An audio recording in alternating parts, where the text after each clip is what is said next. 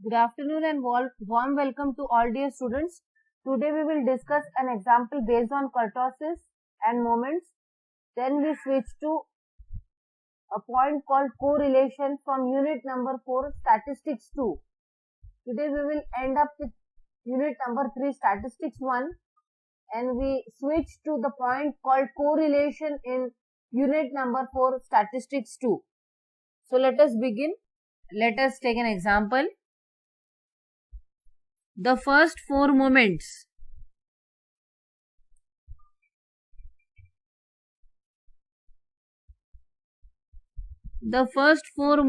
about the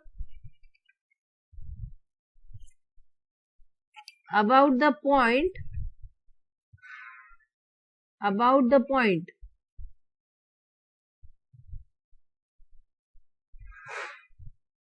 the first four moments about the point 28.5 of a distribution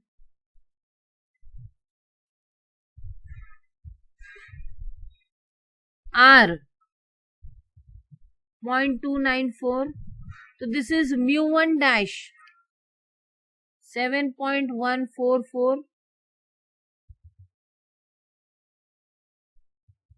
42.409.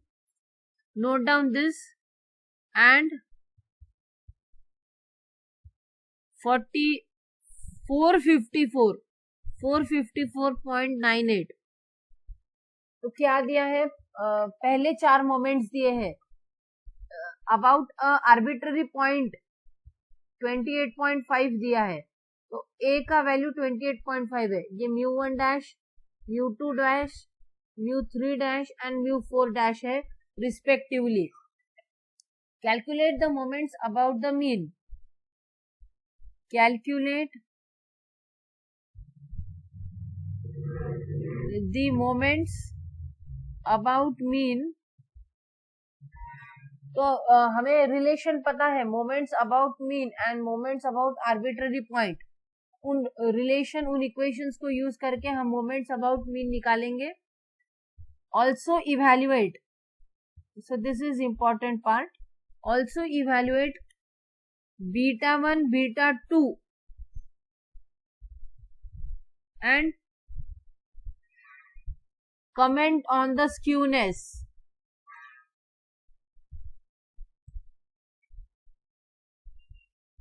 तो skewness के बारे में बात करना है इस डेटा के लिए. Skewness and kurtosis of the distribution. ये जो भी डेटा दिया है इसकी स्क्यूनेस और कर्टोसिस के बारे में बात करना है मोमेंट्स निकालने के पश्चात. तो I hope the example question is clear to you.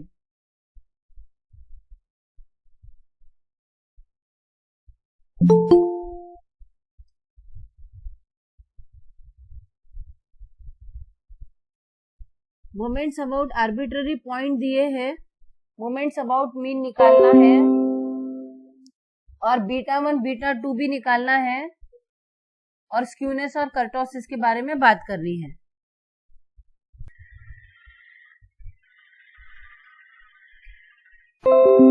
Before proceeding further, let me once again recall all the details. देखिए बीटा 1 ये जो नोटेशन है mu3 square upon mu2 cube है, ये बीटा 1 है. गामा 1 को कहते हैं coefficient of skewness based on moment. Gamma 1 की वैल्यू होती है स्क्वायर रूट ऑफ बीटा 1, या फिर ऐसे भी आप इसे लिख सकते हैं. This is one thing. Second thing is, note down these points dear students. Second thing is kurtosis. Kurtosis measures the degree of peakness of a distribution and it is given by mu4 upon mu2 square. यहाँ पर म्यू3 square upon म्यू2 cube है, म्यू3 का square upon म्यू2 का cube beta1 में, बीटा2 में म्यू4 upon म्यू2 का square. बीटा2 निकालने के बाद में गामा2 गामा1 ये coefficient of skewness based on moment है। गामा2 आपको एक्सेस ऑफ कर्टोसिस मतलब एक्सेस ऑफ पीकनेस देता है और उसकी वैल्यू है बीटा2 -3। ये आपको याद रखना है। तो अगर उस केस में 3 पॉसिबिलिटीज होंगी, बीटा2 का 3 से ज्यादा होना, ये बीटा2 3 से ज्यादा होगा, ये सब्ट्रैक्शन पॉजिटिव आएगा, मतलब एक्सेस ऑफ कर्टोसिस। जब बीटा2 3 से ज्यादा होगा तो लेप्टोकर्टिक कर्व रहेगा, मतलब जरूरत से ज्यादा वो पीक उसका शार्प है, बहुत ऊपर तक जाके फिर नहीं जाता है। बीटा2 जब 3 से कम रहेगा, ये वाली क्वांटिटी 3 से कम आएगी तो ये सब्ट्रैक्शन निगेटिव आएगा ऑब्वियसली। उस केस में प्लैटिकर्टिक रहेगा। ये डेफिनेशंस आपको याद रखनी। प्लैटिकर्टिक जब बीटा2 3 से कम रहेगा तब प्लैटिकर्टिक, और जब बीटा2 इक्वल टू 3 रहेगा, जब ये क्वांटिटी 3 होती है तो ये सब्ट्रैक्शन 0 होगा और उस केस में आपका नॉर्मल वाला ग्राफ आपको मिलेगा। यहाँ पर एक्सेस पीकेडनेस है, बहुत ज्यादा शार्प हो रहा है, ये जितना जरूरी उतना ही शार्प हो रहा है और इसकी शार्पनेस है ही नहीं, इसकी शार्पनेस कम है, इसकी शार्पनेस जरूरत से ज्यादा, और ये जितना जरूरी उतना ही शार्प है, तो इसे कहेंगे मेसोकर्टिक।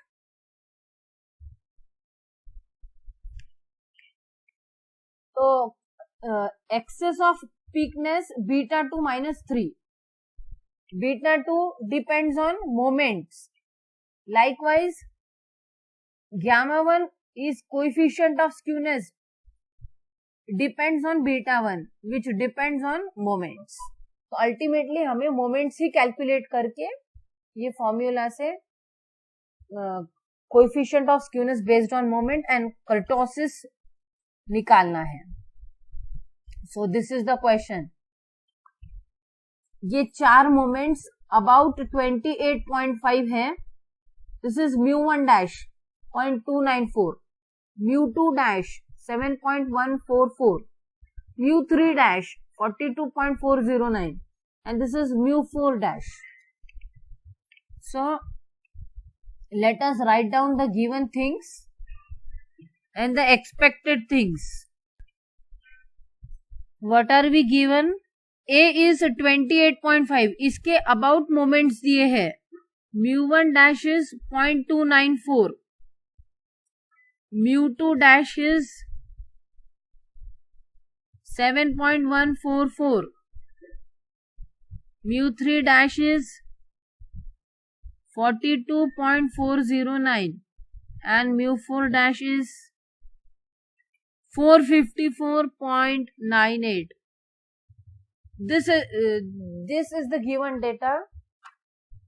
Moments about this arbitrary point 28.5 are given in this way, are given to be these values, and we have to obtain mu1, mu2, mu3 and mu4. These are moments about mean. ये moments निकालने के बाद में हम skewness based on moments निकालेंगे and kurtosis, और उस पर फिर कमेंट करना है। Moments about mean from moments about arbitrary point.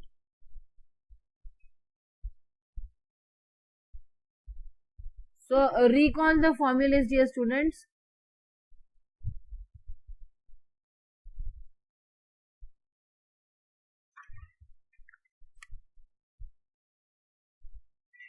mu1 is always 0, you remember this? mu1 is always 0. Let us go for mu2 in terms of moments about arbitrary points. mu2 is mu2 dash minus mu1 dash square. ये mu2 की value है. mu2 is moment about mean. mu2 dash is 7.144 minus mu1 dash square 0.294 square. What is the value? Calculate and let me know. 7.06. 7.06. Okay, सही है.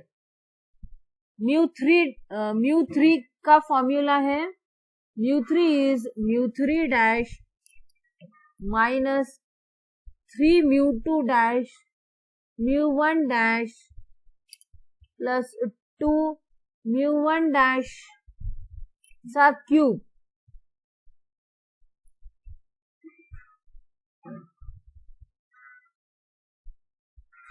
It is equal to mu3 dash 42.409 minus 3 mu2 dash 3 into 7.144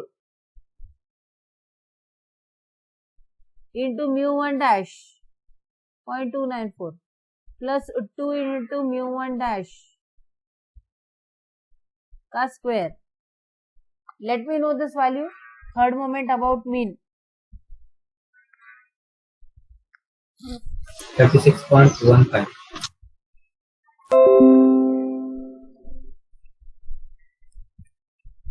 It is 36.15. Correct. तो mu1 is always 0. उसे निकालने की आवश्यकता नहीं होती है. mu2 7. स्क्वायर नहीं क्यूब. ये क्यूब है. Yes. This is cube. 36.15. mu4 का formula is mu4 dash minus 4 mu3 dash into mu1 dash plus 6 mu2 dash mu1 dash square minus 3 mu1 dash raised to 4.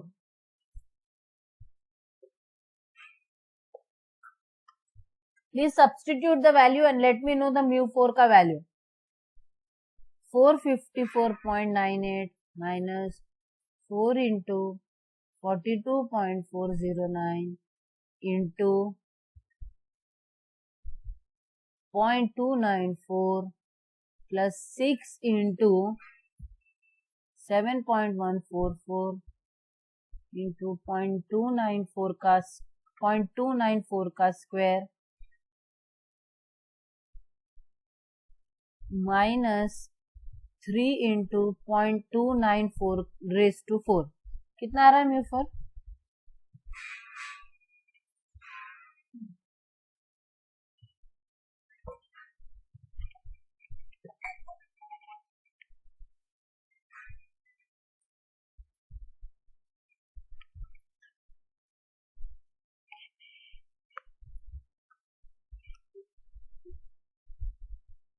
How much is mu4? Fourth moment about mean.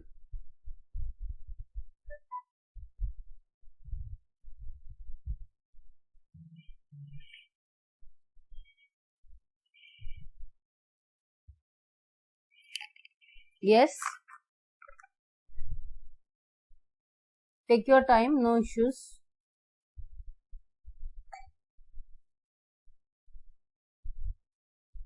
$408.79. 498.79.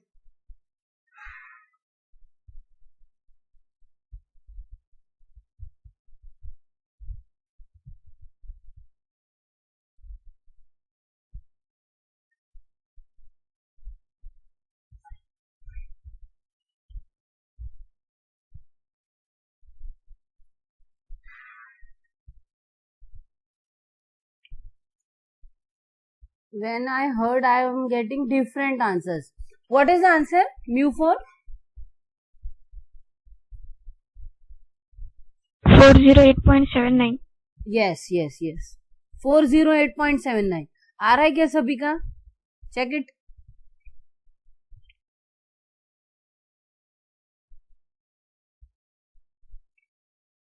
(454) में से इतने quantity subtract होने वाले थे, तो necessarily वो 454 से छोटा ही आता.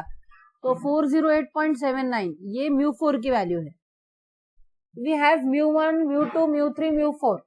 Moments are ready with us. β1, β2 निकाल लेते हैं. β1 is mu3 square upon mu2 cube.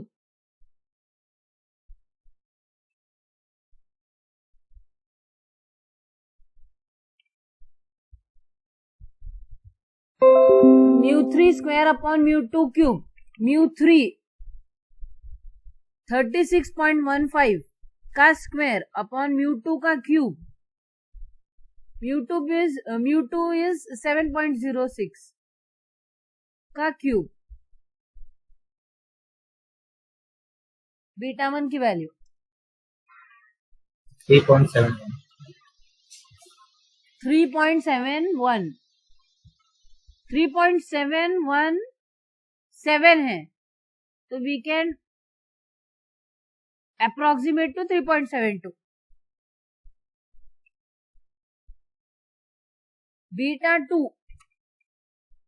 β2 is mu4 upon mu2 square. mu4 408.79 upon mu2 square.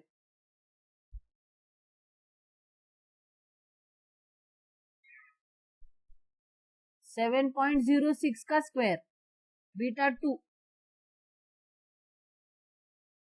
8.20. 8.20. Correct. तो ये वैल्यूज हमने निकाल ली है. mu1, mu2, mu3, mu4, β1, β2. अब γ1 is square root of β1 is nothing but coefficient of skewness based on moments.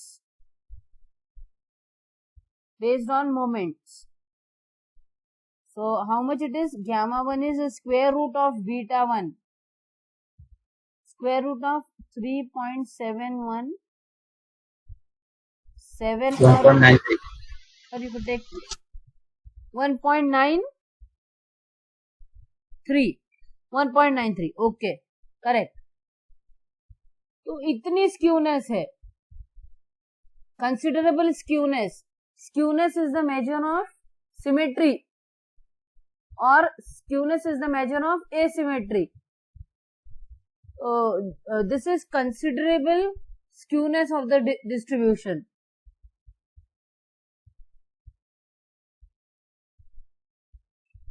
Now let's go to γ2. It is β2 minus 3 as discussed earlier. So it is β2 minus 3. β2 is 8.2 minus 3. How much it is? 5.2. 5.2. Yes, 5.2. तो कैसा रहेगा curve? हमने अभी जो discussion किया था उसमें β2 3 से बड़ा हो, वो केस लेपोकर्टिस. हाँ लेप्टोकर्टिक. Right, leptokurtic. मतलब बिना ग्राफ प्लॉट किए ही हम जान सकते हैं कि लेप्टोकर्टिक जैसा ग्राफ का नेचर रहेगा. मतलब पीक ज्यादा आने वाला है. ये नॉर्मल है. नॉर्मल से कितना ज्यादा होने वाला है? तो एक्सेस ऑफ कर्टोसिस γ2 से डिनोट होता है. 5.2 ज्यादा है. So the given distribution is leptokurtic. Kurtosis के बारे में बात करना मतलब अभी हम कह सकते हैं कि the given distribution is leptokurtic.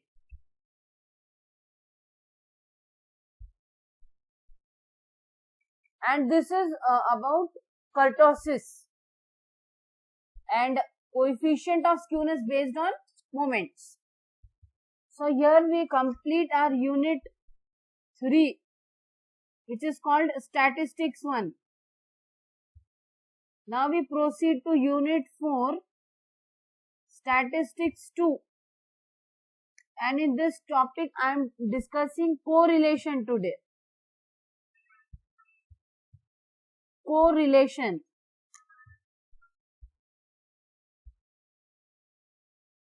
Correlation. Now suppose there are two variables, x and y. These are two variables. Increase in x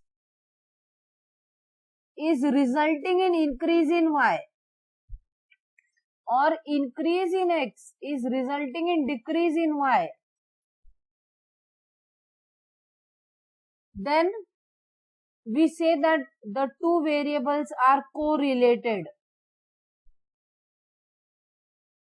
If increase in x is increasing y, then that is positive correlation. जैसे कि मैंने example दिया था, प्रत्येक semester में अगर आपका CGPA बढ़ता जा रहा है, सेमेस्टर का बढ़ना सीजीपीए का बढ़ना हो रहा है, तो सेमेस्टर और सीजीपीए में कोरिलेशन पॉजिटिव कोरिलेशन है. निगेटिव कोरिलेशन का apt example last time discuss किया था, एंड यू सेड कि अगर प्रोडक्शन बढ़ गया तो डिमांड, प्रोडक्शन बढ़ गया तो रेट कम हो जाते हैं. प्रोडक्शन का बढ़ना, रेट का कम होना, एक्स को प्रोडक्शन कह दे और रेट वाई से डिनोट कर दे. ज्यादा प्रोडक्शन हो जाएगा तो रेट कम हो जाएगा. ये निगेटिव कोरिलेशन है. और एक जो एग्जांपल दिया था कि स्ट्रेस अगर एस को स्ट्रेस कहे और वाई को स्ट्रेन कहे, तो stress is directly proportional to strain. तो उस केस में stress upon strain is a constant, and that is called Young's modulus if I am not wrong. So this is an example of constant correlation, because the dependence is resulting into a constant. This is example of constant correlation. And if the two variables are not at all dependent on each other, if they are independent of each other, then it is independent correlation. Like for example, independent correlation में अगर मुझे example देना हो तो is a disease called cancer related to wearing of mask or social distancing? No, it is not. These parameters are related to COVID. They are not related to cancer. So these two are independent variables. They don't depend on each other. So they are not correlated. So that is what I want to say about correlation. तो correlation में क्या होता है, दो variables. अभी तक हम जो statistics में सीखे हैं, what was it? Suppose marks of students in economics. So how was the data given? Roll number 1, 2, 3 and so on. 1, 2, 3. और उनके मार्क्स दिए जा रहे थे. 1 रोल नंबर को 50 मार्क्स, 6 26, 3 को 39, ऐसे रोल नंबर वाइज मार्क्स दिए जाते थे. और आपको median, what is median of the marks, what is mean of the marks, mean of the marks, mode of the marks, एक ही वेरिएबल में आप डिस्कस करते थे. एक ही वेरिएट वैल्यू, इस केस में वेरिएट मार्क्स है. एक ही वेरिएट को आप डिस्कस करते थे, या फिर नंबर ऑफ डेज एब्सेंट,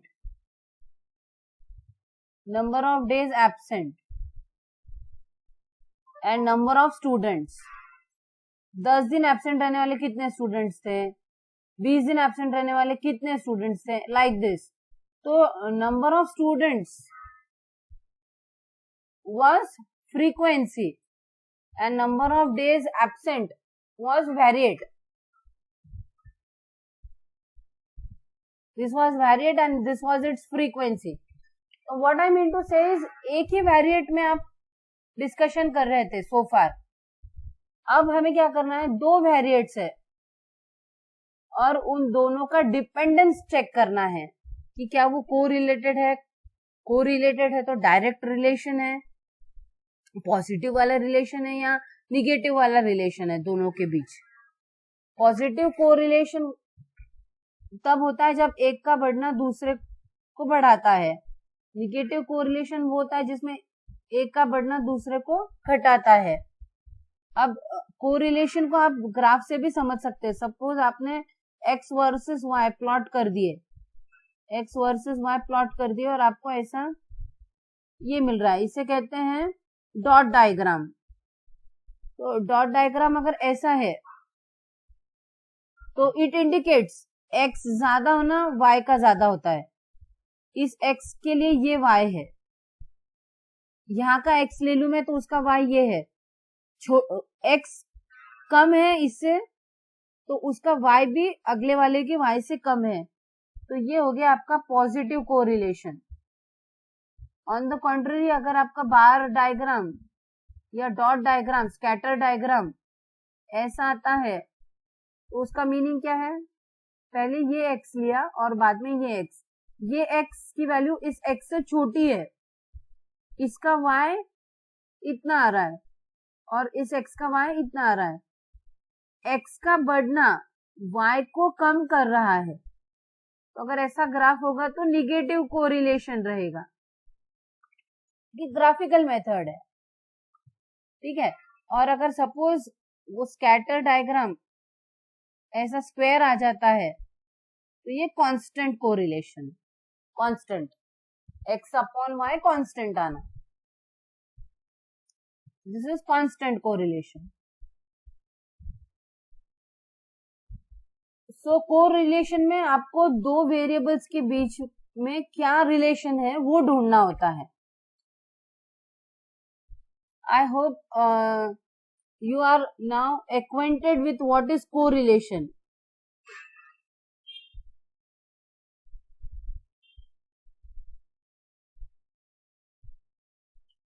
एक फॉर्मूला कोरिलेशन का है, correlation is denoted by R। Basically इसको Karl Pearson's coefficient of correlation कहते हैं। नोट डाउन कर लीजिए, Karl Pearson's coefficient of correlation. R से डिनोट होता है समेशन x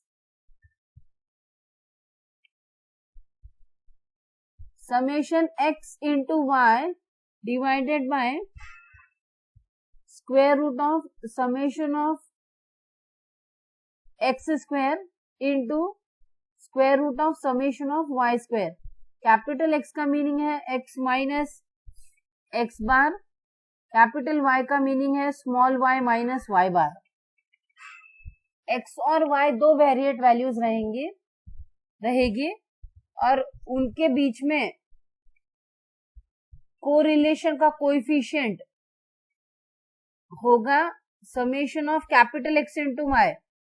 कैपिटल X क्या डिनोट कर रहा है, difference with respect to mean, difference with respect to mean x bar, and capital Y denote करता है difference with respect to the mean y bar. x का mean x bar, y का mean y bar. So this is one of the formulas. अन्य formula जिसे हम coefficient of correlation denote कर सकते हैं, वो है R is equal to covariance x y. तो इस क्वांटिटी को कोवैरियंस एक्स वाई कहेंगे, divided by square root of variance of x square root of variance of y. So this is also one of the way of representing Karl Pearson's coefficient of correlation. Fine. Now let us see an example.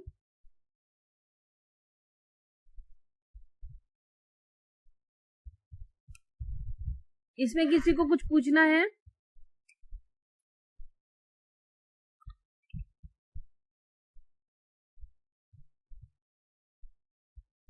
Ten students got the following marks.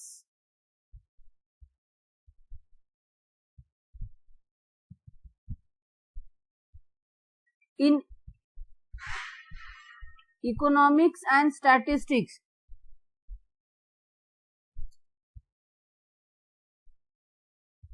तो 10 students के marks का discussion यहाँ पे हो रहा है economics में और स्टैटिस्टिक्स में। Data is given like this: roll number, marks in economics and marks in statistics.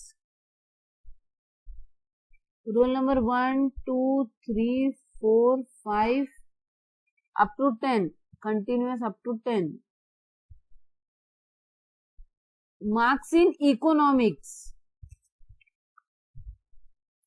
is roll number 1 को इकोनॉमिक्स में 78 मार्क्स हैं और स्टैटिस्टिक्स में 84 है। लाइकवाइज 2 को 36, 51 respectively, 98, 91 respectively, 25, 60 respectively. So note down this details: 75, 68, 82, 62, 90, 86, 62, 58, 65, 53,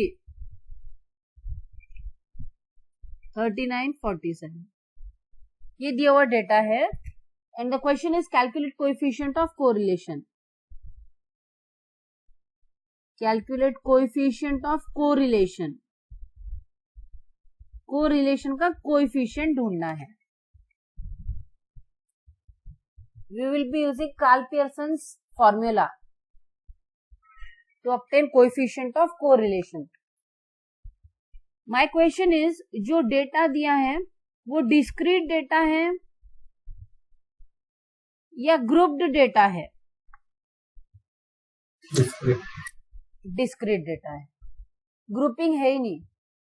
roll number wise student को कितने marks मिले हैं वो दिया है, डिस्क्रीट डेटा है। यस, तो according to the formula Karl Pearson's coefficient of skewness small r is summation capital X into y upon square root of summation x square into square root summation y square, where capital X का meaning is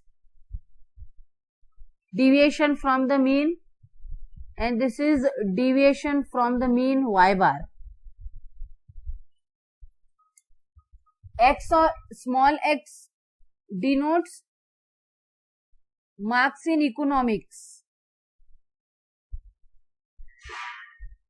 and small y denotes marks in statistics. अब हम economics और statistics के marks को एक दूसरे से relate करने का प्रयास कर रहे हैं कोएफिशिएंट ऑफ कोरिलेशन निकाल करके। तो पहले मीन लगेगा, mean x bar y bar, mean x bar is average marks in economics mean y bar means average marks in statistics. Discrete data है dear students, remember discrete data का marks का mean कैसे निकालेंगे? ये marks in economics है 10 विद्यार्थियों के।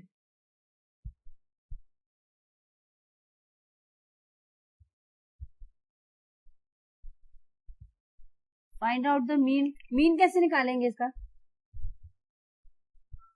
Marks in economics ऐसे है। How to find mean?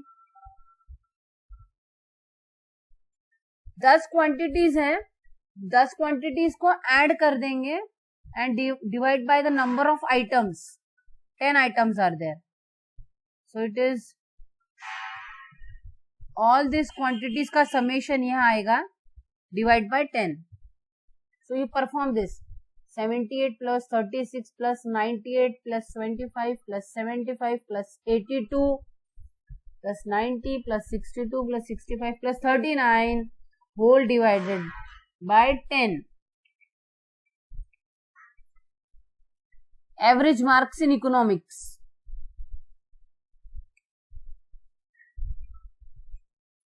How much it is?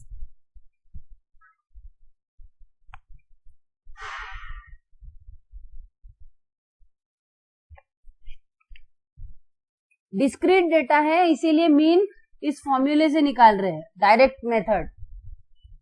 Direct variate की वैल्यूज को ऐड करके divide by number of variates. Yes 65. Yes 65. तो एवरेज स्कोर्स इकोनॉमिक्स का 65 है। Likewise average score in statistics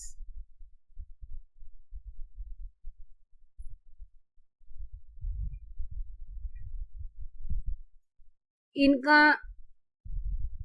mean निकालिए। 84 plus 51 plus 91 plus 60 plus 68 plus 62 plus 86 plus 58 53 plus 47 66. yes 66. yes तो 66 ये average score in economics, ये average score in statistics. सो ये हमारी की रिक्वायरमेंट थी, बेसिक रिक्वायरमेंट थी, वो ढूंढ ली हमने। अब उसे सब्ट्रैक्ट करेंगे scores in economics and scores in statistics से, तो हमारे capital X capital Y generate हो जाएंगे। और capital X capital Y generate होने के बाद में उनका product capital X into capital Y दे देगा। तो X Y capital X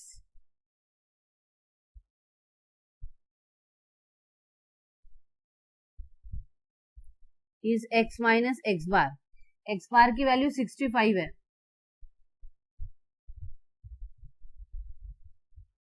capital Y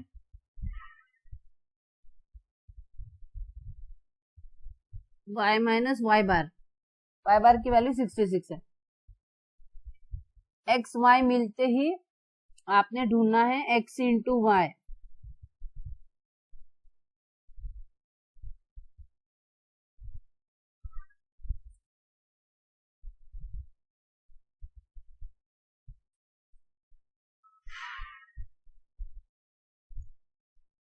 ये सेल की एंट्री और करस्पॉन्डिंग ये सेल की एंट्री यहाँ पे प्रोडक्ट देगी और यहाँ पे आएगा आपका इस कॉलम का एडिशन समेशन एक्स वाई। फिर एक्स स्क्वायर ऐसे जनरेट करेंगे इस कॉलम की एंट्रीज को स्क्वायर करके, वाई स्क्वायर इस कॉलम की एंट्रीज का स्क्वायर करके। तो इस कॉलम की एंट्रीज को ऐड करेंगे, इस कॉलम की एंट्रीज को ऐड कर देंगे, summation x square summation Y square मिल जाएगा। तो इतने ये एक कॉलम रहेगा, ये दूसरे कॉलम से मिलेगा, ये एक कॉलम से मिलेगा और इसका एक एक कॉलम आएगा। To obtain coefficient of correlation. Karl Pearson's coefficient of correlation या in general coefficient of correlation. तो x और y की वैल्यूज वर्टिकली प्लेस कर देते हैं अब टेबल में. 78, 84 ये रोल नंबर 1 के मार्क्स है. ये इकोनॉमिक्स में और ये स्टैटिस्टिक्स में है. 36, 51, 98, 91, 25, 60, 75, 68, 82, 62, 90, 86.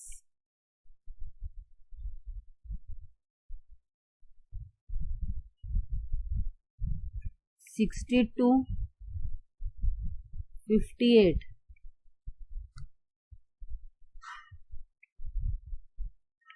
65,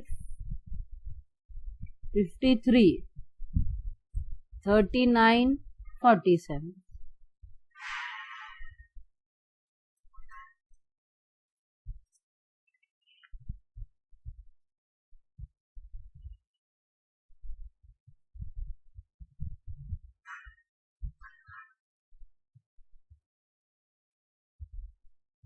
Let us perform this. 78 minus 65. 13. 14. How is this? 13. 8 minus 5 is 3, 7 minus 6 is 1. 36 minus 65. Minus 29. Minus 29. 98 minus 65. 33. 25 minus 65. Minus 40. 75 minus 65. 10. 82 minus 65. 17. 90 minus 65. 25. 5. 62 minus 65. Minus 3. Minus 3. 65 minus 65. 0. 39 minus 65. Minus 29. Minus 39 minus 65. 29. 26. Yes. Minus 26. minus 26.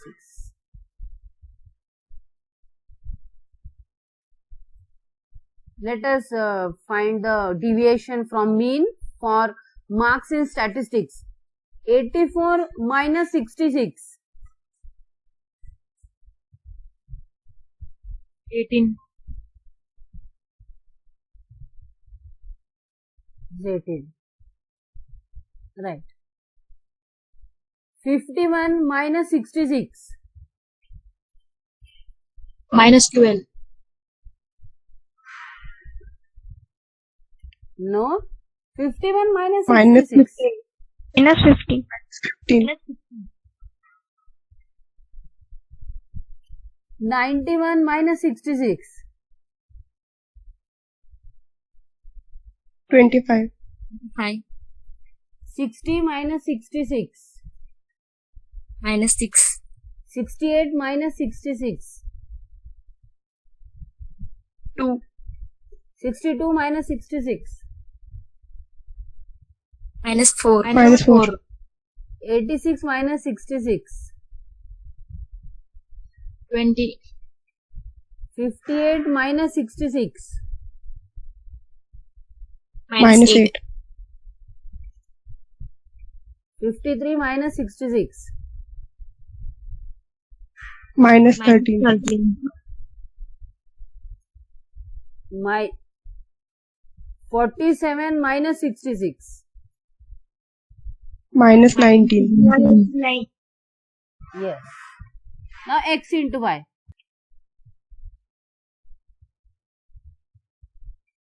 Now we perform x into y. This is the value of x and this is the value of y.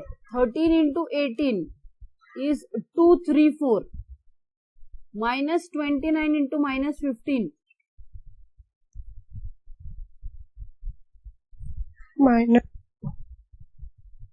Minus 29 into minus 15. 435. 435. Yes. 33 into 25.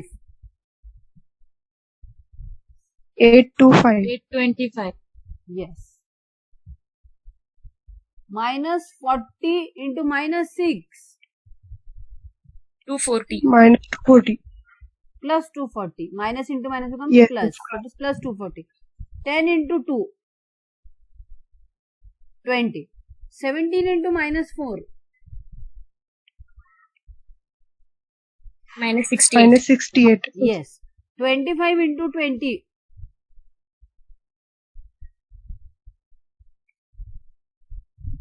500. Yes. 500. Minus 3 into minus 8 is plus 24. 24. 0 into 24. minus 13. 0 into minus 13 is 0. Minus 26 into minus 19. 4. 494. अब squaring कर लेते हैं. x का square 13 का square 169 minus 29 का square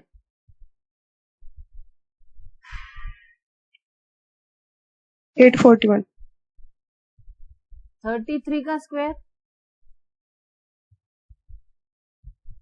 1089. Minus 40 का square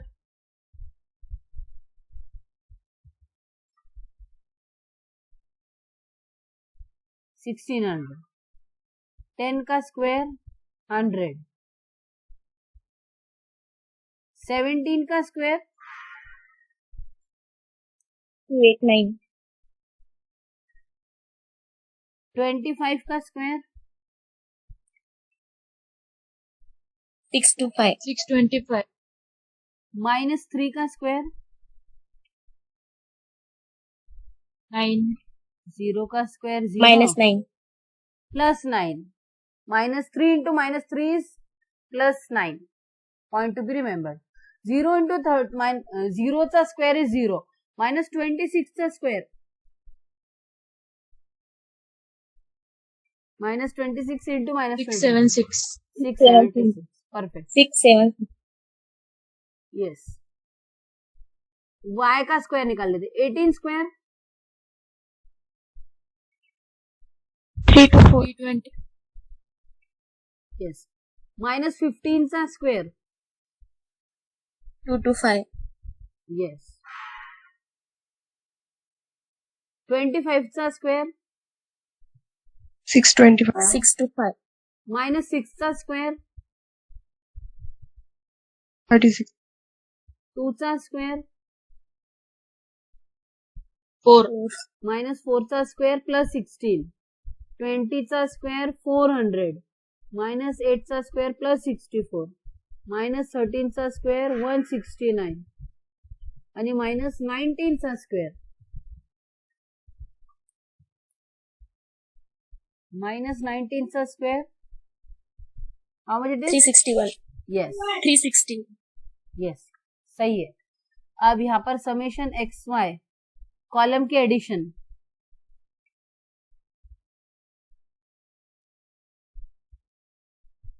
इनको add करना है तो समेशन एक्स वाई मिल जाएगा.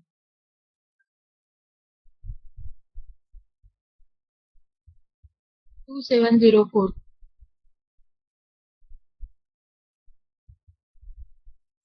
इसे ऐड करना है. 2704 सही है. Summation x square.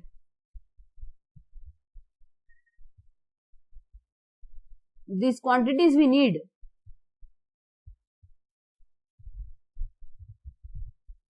और इसे ऐड करना है. Summation Y square 5397.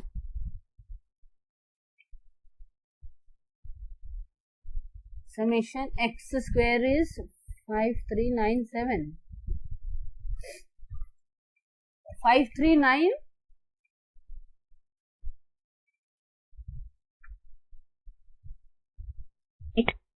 8 5398 कंफर्म करा. 5397 नहीं है, 5398. Summation y square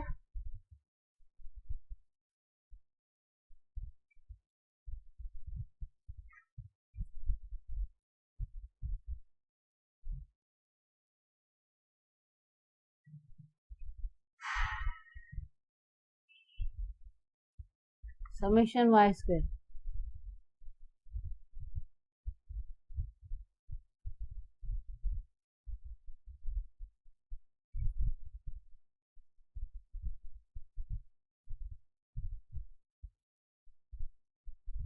Triple 24. yes 2 yes 2224 5. तो coefficient of correlation r is equal to summation x y upon And 2 5. 225 और 224 5. 4 ma'am. Confirm 4 confirm. ma'am. 4. 4 4 आता है, 4 आता है.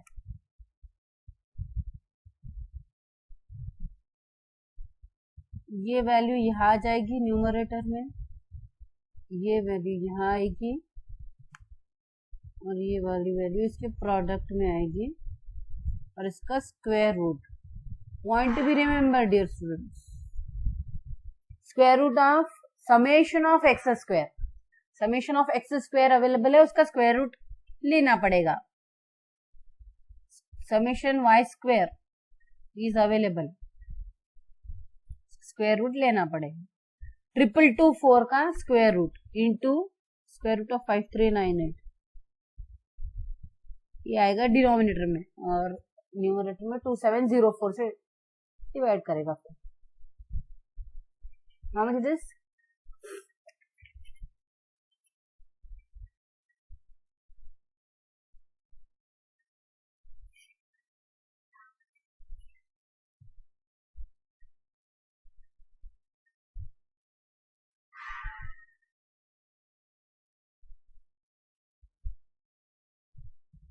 How much it is? 0.78. Yes. 78. Yes, yes. 0.78. तो कोएफिशिएंट ऑफ कोरिलेशन 0.78 है.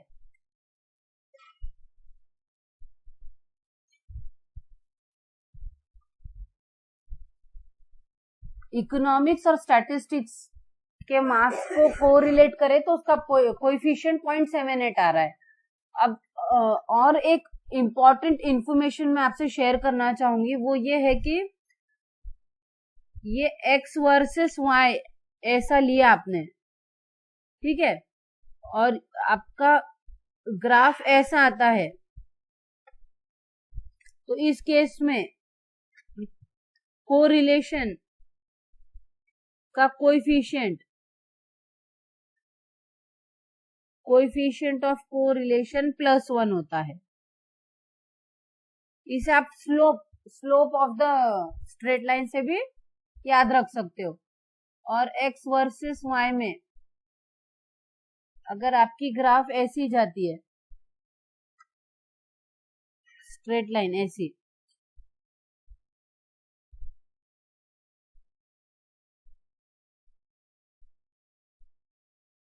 Straight line, तो यहाँ पे कोएफिशिएंट ऑफ कोरिलेशन -1 होगा.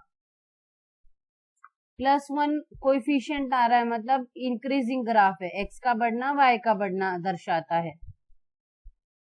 ये x के बढ़ने से y का कम हो जाना, coefficient of correlation -1, decreasing graph दिखाता है. तो 0.78 कोएफिशिएंट ऑफ कोरिलेशन आया है, पॉजिटिव कोरिलेशन है, पॉजिटिव कोरिलेशन.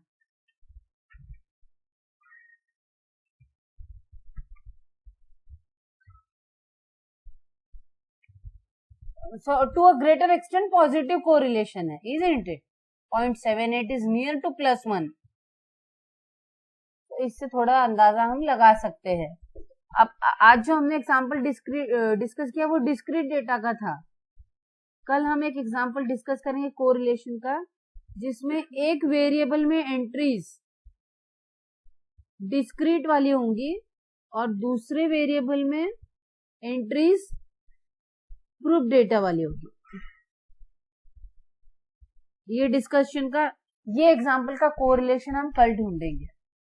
आज के डिस्कशन में हम 2 ही एग्जाम्पल्स देख पाए, एक मोमेंट्स और कर्टोसिस का, स्क्यूनेस एंड कर्टोसिस का, और एक डिस्क्रीट डेटा का कोरिलेशन निकाला। इसमें किसी को कुछ पूछना है तो पूछ सकते हैं।